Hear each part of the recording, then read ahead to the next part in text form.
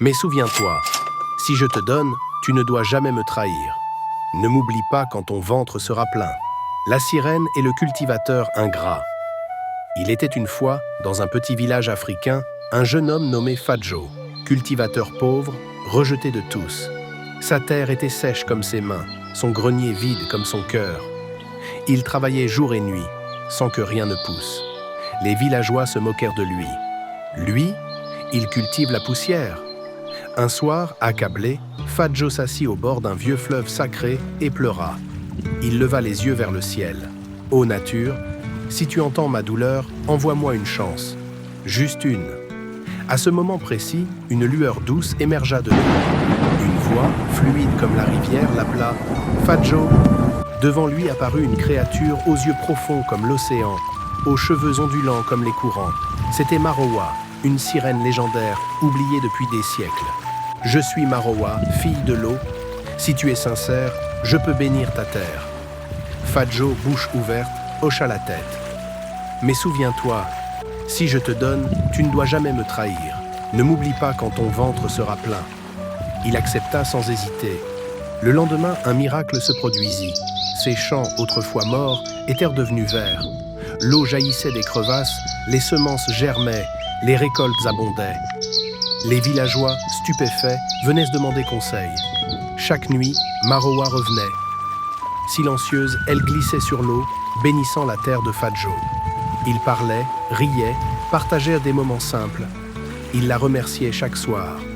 Et elle le regardait avec un amour discret, espérant qu'il la verrait autrement qu'un esprit.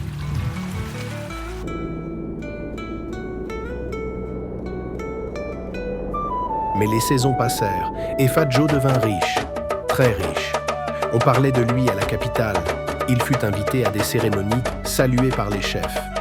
C'est là qu'il rencontra Aminata, une femme puissante, belle et humaine. Elle vivait dans le luxe et voyait en Fadjo une ascension. « Tu n'as plus besoin de vivre dans ce village perdu. Épouse-moi, nous bâtirons un empire. » Fadjo, séduit, accepta.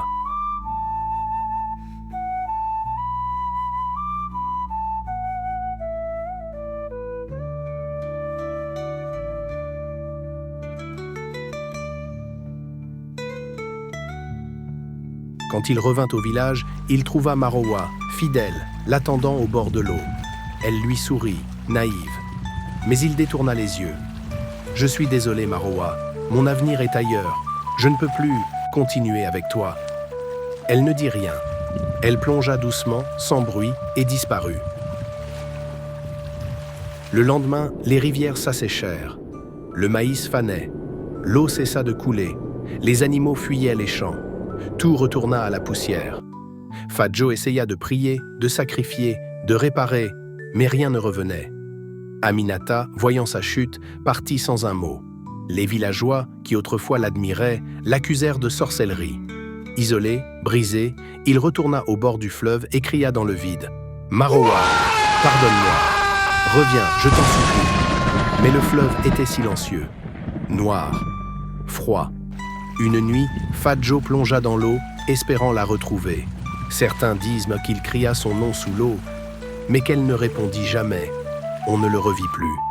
Depuis ce jour, on raconte que les nuits de pleine lune, si tu t'approches du fleuve, tu entendras deux voix. L'une qui chante doucement et l'autre qui pleure. Marowa et Fadjo, elle l'a élevé, il l'a trahi. Et maintenant, ils pleurent ensemble, dans l'oubli.